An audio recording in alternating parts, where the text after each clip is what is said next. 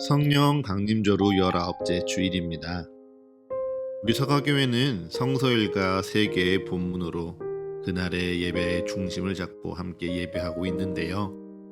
어떤 분들에겐 성서일과의 3개의 본문을 한 예배 안에서 읽는 것이 참 낯선 분도 계실 듯 합니다. 하지만 성서일과 3개의 본문을 함께 읽는 것에는요, 참 많은 유익이 있습니다. 첫째로, 성서일과를 함께하는 교회가 모두 같은 본문으로 하나님의 말씀을 들으며 내 교회라는 개교의 주의를 넘어서서요, 우리가 하나님의 교회, 하나 되는 거룩한 공교회라는 고백을 함께 하게 됩니다.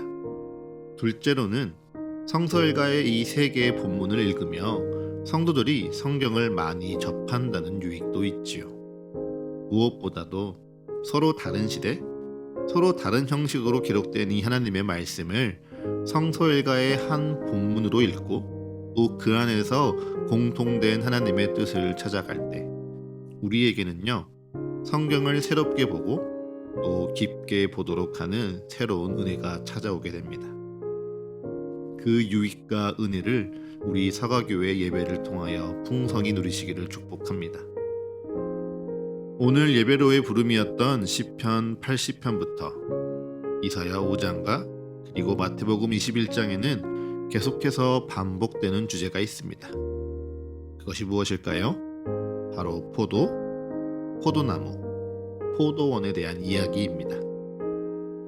오늘 시편 80편에서 이스라엘을 대표하는 화자는 이렇게 하나님께 한탄합니다. 만군의 하나님이여, 주께서 한 포도나무를 애굽에서 가져다가 민족들을 쫓아내시고 그것을 심으셨거늘 주께서 어찌하여 그 담을 허시사 길을 지나가는 모든 이들이 그것을 따게 하셨나이까. 그리고 그의 한탄에 대하여 하나님께서 응답하시듯 이사야 5장에서는 내가 사랑하는 자를 위하여 노래하되 내가 사랑하는 자의 포도원을 노래하리라 말씀하시고요. 마태복음 21장에서는 예수님께서 어느 주인과 그가 만든 포도원을 세받은 농부들의 이야기를 통해 오늘의 말씀을 전하고 있습니다. 그러니 우리는 오늘 말씀에 들어가기 전에 이 포도원을 둘러싼 이야기를 살펴볼 필요가 있는 것이죠. 한 집주인이요, 포도원을 만들었습니다. 그것은 이사야 5장과 마태복음 21장에 동일하게 등장하지요. 그가 땅을 파서요, 돌을 제하고 거기에 극상품 포도나무를 심었습니다. 그리고는 포도원을 해야 할 도적을 지킬 망대를 세우고 수확한 포도를 가장 좋은 상태에서 포도주로 만들 수 있도록 술틀과 즙자는 툴도 파두었습니다. 그리고는 이 주인은 이 포도원을 농부들에게 새로 주고 타국으로 떠납니다. 이후 열매 거둘 때가 가까움에 열매를 받으려고 주인이 자기 종들을 보내면서 문제가 시작됩니다. 여기서 농부들에게 갖고 있던 내 선입견을 잠깐 내려놓고요, 오늘의 본문을 다시 살펴봅시다. 그저 이 농부들이 나와 다른 악한 사람의 전형이라 규정하지 말고 왜 그랬을까 생각해 보는 거죠. 그래서 오늘 말씀은요, 이사야 5장 2절 좋은 포도 맺기를 바랐더니 들포도를 맺었도다부터 하나씩 살펴보겠습니다. 좋은 포도 맺기를 바랬는데 들포도가 맺었다. 분명 문제가 되는 상황입니다. 좋은 나무를 심었지만 기대했던 수확을 거두지 못했으니 분명 문제가 되는 것이죠. 그래서 농부들은 이러한 문제를 주인이 알게 될까 두려워했을지 모르겠습니다. 좋은 포도를 수확해야 하는데 알맹이도 작고 맛은 시기만 한 들포도, 심지어 냄새가 나서 도저히 먹을 수도 없는 이 들포도를 수확하게 되었으니 농부들이요, 포도원 주인에게 칭찬받을까 두려워할 수 있는 것이죠. 그런데 그들이 들포도를 수확한 게 정말 농부들의 잘못일까 한번 생각해 봅니다. 그렇게 생각하고 보니까요, 이것이 모두 농부들의 잘못이라 말하는 건 너무 성급해 보입니다. 왜냐하면 애쓰고 수고하는 것은 분명 농부의 몫이지만 그것을 열매 맺고 거두게 하는 것은 하나님의 영역이기 때문이죠. 농부들은요, 그저 아침 해가 뜨기 전부터 해가 지도록 열심히 일을 하고 수고합니다. 오늘 수고했으니 내가 내일 좋은 열매 2개를 더 맺게 되겠구나. 아니, 때가 지나면 한 가마니는 더 쌓겠구나 라고 알까요? 아니요, 농부들은 모릅니다. 농부들은요, 그저 거둘 때까지 열심히 수고할 뿐이죠. 그러다가도 수확할 때가 가까워 갑자기 비가 많이 오거나 혹은 날이 춥거나 더워지면 그들의 수확은요, 잘못됩니다. 최선을 다해도 어찌할 수 없는 상황 때문에 수확이 엉망이 되어버리는 것이죠. 그러니 이 농부들이요, 그저 성실하게 또 최선을 다해 살아왔다면 수확을 망치고 원하는 결과를 얻지 못하는 것, 그것은 온전히 농부들의 잘못은 아닙니다. 그럼 자신이 원하는 수확물을 거두지 못하는 농부들을 책망할 완악한 주인이 문제일까요? 아니요. 그들에게 포도원을 맡긴 이 주인이 어떠한 사람입니까? 이 포도원을 먼저 짓고요, 농부들에게 그저 내어 맡긴 이가 바로 이 포도원의 주인입니다. 요즘 TV에서는요, 여러 경쟁 프로그램이 유행을 타고 있죠. 개인의 능력과 매력을 뽐내는 것을 넘어서서요, 이제는 여러 명이 팀이 되어 합력하여 선을 이루기보다요, 협력해서 남을 탈락시키고 살아남는 것에 많은 사람들이 희열을 느끼고 즐거워하는 시대가 되어갑니다. 그런데 이때 이 집주인은요, 이들 중 누가 능력이 더 뛰어난지 경쟁시키지 않았습니다. 시험을 봐서 이들이 포도원을 경영할 만한 자격이 있는지 입증하게 하지도 않았습니다. 이 주인은 아무런 이유 없이요, 그저 포도원을 먼저 만들어서 농부들에게 그저 주었습니다. 오직 그의 호의와 선의로 농부들에게 베풀어 준 것이고요, 이를 사용할 수 있도록 권리를 준 것이죠. 그렇기에 이 주인이 자신이 원하는 그 수확물을 반드시 거두어 드려야만 한 그런 굳은 사람이고 악한 사람이니 기대치 않은 결과에 자신들을 벌하리라 생각하며 주인을 두려워하는 건 농부들이요, 스스로를 속이는 것뿐입니다. 그렇다면 이 농부들의 진짜 속마음은 어떠할까요? 우리 마태복음 21장 38절의 말씀입니다.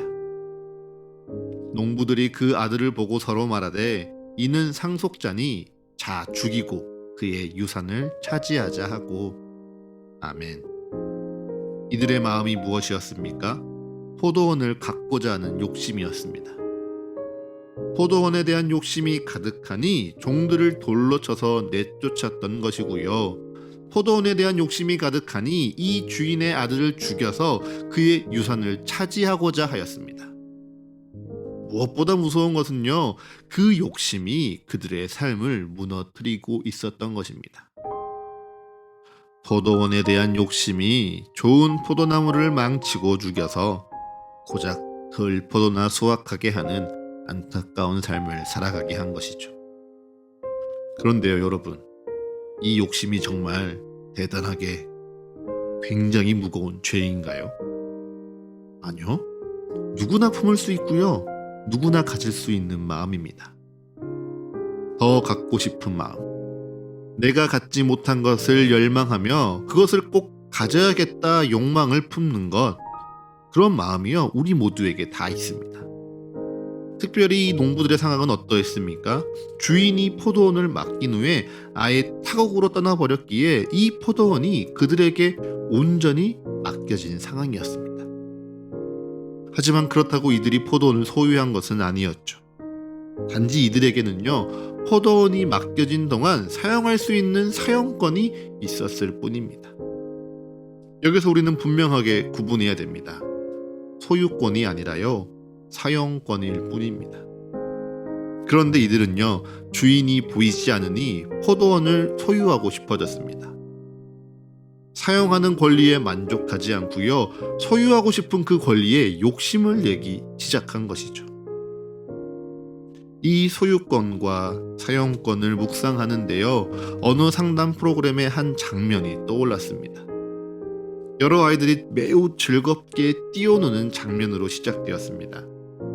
그때요, 한 아이가 매우 좋은 장난감을 가져옵니다. 그리고 함께 뛰어노는 아이들에게 마음껏 가지고 놀 수 있도록 양보해 주죠. 그런데 그중 한 아이가요, 욕심을 냅니다. 내가 갖고 싶다고. 내 것이라 거짓말을 하죠. 이후 어떻게 되었을까요? 즐거웠던 놀이가 끝이 나버립니다. 그리고 그 장난감이요, 빼앗겨서 다시는 만질 수 없는 상황이 되어버렸습니다. 그처럼 미련한 욕심이 포도원을 병들게 하였습니다. 욕심이 포도나무를 죽게 하였고요, 그 욕심이 잉태하여 죄를 낳고, 죄가 장성하니 상속자의 생명을 빼앗는 사망에 이르게 됩니다. 분명 주인의 사랑으로 거저받은 은혜 가운데 이 농부들이 포도원을 사용할 권리를 받았음에도 이를 소유하고 싶어 했던 아주 작은 욕심, 탐심, 사소하게 보이던 그 죄가요, 사망에 이르게 된 것이죠. 그처럼 이 욕심을 아주 사소하게 생각할 줄 모르는 우리를 향하여 하나님께서는 이렇게 말씀하십니다. 이사야 5장 3절의 말씀입니다. 예루살렘 주민과 유다 사람들아, 구하노니 이제 나와 내 포도원 사이에서 사리를 판단하라. 아멘. 예루살렘 주민과 유다 사람들아, 아니 오늘 이 자리에 모인 주의 자녀, 주의 백성들아, 내가 구하노니 이제 나와 내 포도원 사이에서 사리를 판단하라. 나와 내 포도원 사이에서 사리를 판단하라. 주님이 말씀하십니다. 여기에 우리가 주목할 점이 두 가지가 등장합니다. 첫 번째, 사리를 판단하는 것이죠. 여기서 판단하다라는 히브리어 동사는요, 창세기 16장 가운데 사레의 고백을 통해 처음 사용됩니다.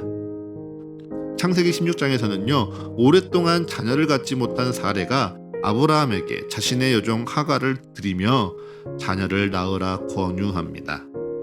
그런데 임신한 여종 하갈이 자신의 주인인 사레를 핍박하고 멸시하자 사레가 이렇게 이야기하죠. 내가 나의 여종을 당신의 품에 두었거늘 그가 자기의 임신함을 알고 나를 멸시하니 당신과 나 사이에 여호와께서 판단하시기를 원하노라. 아멘. 판단하시기를 원하노라. 이 말씀이 무슨 뜻입니까? 핍박받는 나와 이를 지켜보는 아브라함 사이에 누가 옳은 것인지 하나님께서 분별하여 주시기 원한다는 것입니다. 그래서요, 핍박받는 사레와 멸시하는 하갈 사이에 아브라함이 선택하라는 것이기도 하죠. 그렇기에 이 판단하다라는 이 히브리어 단어에는요, 무엇인가 결정하여 행동한다라는 것을 내포하게 됩니다. 무엇이 우선이고 무엇이 나중인지, 무엇이 옳고 무엇이 그른 것인지, 무엇이 주인이고 무엇이 종인지 구분하고 선택하고 나르는 것이죠. 여기에서 자연스럽게 우리가 주목할 두 번째 부분이 등장합니다. 무엇인가요? 우리가 무엇이 먼저라 구분하고 무엇이 옳은지 선택하며 무엇을 따를 것인지 정하라는 것입니다. 이사야 5장 3절의 말씀을 다시 한번 보십시오. 주님은요, 나와 내 포도원 사이에서 사리를 판단하라 말씀하십니다. 나와 내 포도원 사이에서 무엇이 우선인지 무엇이 나중인지, 무엇이 너희의 주인이고 무엇이 주인이 만든 것인지 구분하고 선택하고 따르라 말씀하시는 것이죠. 무엇이 정답입니까? 당연히 주 하나님이죠. 세상에서요, 장난감을 사주는 아빠보다 장난감이 더 좋아요 라고 말하는 바보 같은 아이들이 없는 것처럼요, 하나님이 지으신 포도원이 하나님보다 결코 우선될 수는 없습니다. 그런데 우리는 너무도 착각합니다. 분명 내 포도원, 하나님의 포도원인데요, 그것이 나의 포도원, 내 포도원이라고 착각하는 것이죠. 하나님이 잠시 내게 맡기신 것이고 하나님의 뜻대로 거룩하게 사용하길 바라며 맡기신 것인데 그것이 내 것이라 생각하고요. 나를 위한 것이라 착각하며 나와 내 포도원 사이에서 사리를 판단하라 라고 이 말씀을 이해하며 우리는 때론 시험에 들게 됩니다. 여러분은 그 주님의 질문 앞에 무엇이 옳은 길이요, 무엇이 먼저됨이요, 무엇이 주인됨인지 구분하고 선택하고 따르라는 오늘의 말씀 가운데 여러분은 무엇이라고 고백하시겠습니까? 김동호 목사님이 쓰신 크리스천 베이직이라는 책 가운데 이런 글이 등장합니다. 내 지갑의 주인이 내 삶의 주인이다. 해와 달과 별과 그리고 온 우주 만물을 하나님이라고 고백하는 일은 쉬운 일이다. 그러나 내 지갑 속에 있는 돈을 하나님의 것이라고 고백하는 일은 어려운 일이다. 해와 달과 별 그리고 온 우주 만물은 다 하나님의 것이라고 인정해 드릴 수 있어도 정작 땅 한 편 값도 안 들어있는 지갑의 돈을 하나님의 것이라고 인정해 드리는 것, 그것이 얼마나 힘든 일인가. 이 글은요, 우리가 얼마나 추상적인 신앙 고백에 머물러 있었는지 우리를 돌아보게 합니다. 그리고 정말 내 신앙이 내 삶에 구체적으로 드러나며 내 삶에 실제하는 능력인가 고민하게 하죠. 나와 내 포도원. 하나님과 하나님의 포도원 사이에서요, 우리는 고민 없이 하나님이라 대답합니다. 그런데 나와 내 포도원, 하나님과 나의 포도원 사이에서는요, 고민됩니다. 하나님과 내 지갑 사이에서는요, 망설이죠. 지갑이 아니라 여러분의 시간, 여러분의 수고, 헌신, 결혼, 연애, 직장, 가족, 계획, 꿈으로 바꾸어 보면 어떻습니까? 죄송합니다. 여러분이 바라는 그것이요, 마땅히 내가 가져야만 하고 내가 더 가져야만 하는 것 절대 아닙니다. 주인 되신 하나님께서요, 그의 계획에 따라 그의 때에 내게 맡기시는 것에 불과합니다. 그런데 그것이 내가 사용할 수 있는 것이 아니라 내가 소유해야만 하는 것이라는 그 착각, 그 욕심이요, 내 눈을 가립니다. 그리고 그 욕심이 하나님을 오해하며 하나님을 멀어지게 합니다. 바울도 그러했습니다. 바울도요, 이 욕심이 자신의 믿음이라 착각했던 때가 있었죠. 그래서 바울은요, 그런 지난날의 스스로를 돌아보며 이렇게 고백합니다. 빌립보서 3장 4절 후반절부터 6절의 말씀입니다. 만일 누구든지 다른 이가 육체를 신뢰할 것이 있는 줄로 생각하면 나는 더욱 그러하리니 나는 8일 만에 할례를 받고 이스라엘 족속이요 베냐민 지파요 히브리인 중에 히브리인이요 율법으로는 바리새인이요 열심으로는 교회를 박해하고 율법의 의로는 흠이 없는 자라. 아멘. 바울은 분명 하나님을 주인 삼은 사람이었습니다. 하나님을 사랑하는 이였죠. 그렇기에 바울은 8일 만에 할례를 받은 것, 그래서 하나님이 주신 율법을 지키는 것이 그의 삶의 자랑이었습니다. 하나님이 택하신 이스라엘 족속이요 베냐민 지파라는 것이 기쁨이었죠. 그래서 그의 인생 가운데 율법을 가장 잘 지키는 바리새인이 되는 것이요 하나님을 가장 잘 섬기는 것이라 생각했습니다. 그런데 그 생각이 하나님의 아들 예수 그리스도를 죽음에 이르게 합니다. 주님을 향한 믿음 가운데 함께 예배하고 살아가는 교회를 박해하게 하죠. 왜요? 하나님이 거저 택하신 그들의 혈통이 자신의 자랑이 되었거든요. 하나님이 나를 바라보라 가르쳐 주신 율법이요 자신들의 권리요 자신들의 힘이요 자신들의 것이라 착각했기 때문입니다. 그래서 그들은 혈통으로 부정한 것들을 나누었습니다. 율법으로요 다른 사람을 정죄했죠. 그렇게 바울은 혈통과 율법에 매여 자신의 삶의 주인이 자신이 된 채 바울에게 주로 찾아오신 예수 그리스도를 십자가에 못 박았습니다. 사랑하는 사과교회 성도 여러분, 이것이요 나와 내 포도원 사이에 사리를 판단하지 못했던 사울의 삶입니다.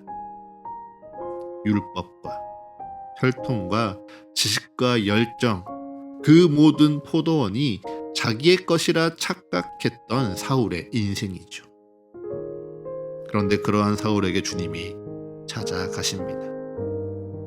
다메섹으로 가 그리스도를 따르는 이들을 핍박하고 교회를 깨부셔버릴 권리를 가지고 당당하게 나아가고 있던 사울에게 주님은 찾아오셔서요, 내가 주인 삼은 그것이 나 주 하나님이 아니라는 사실을 깨닫게 하셨죠.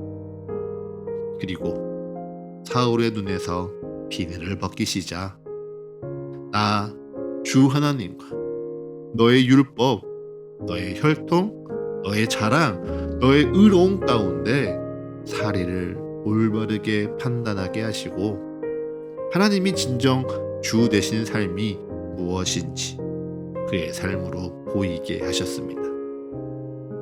그래서 바울은요 오늘 이렇게 고백합니다. 빌립보서 3장 12절부터 14절의 말씀입니다.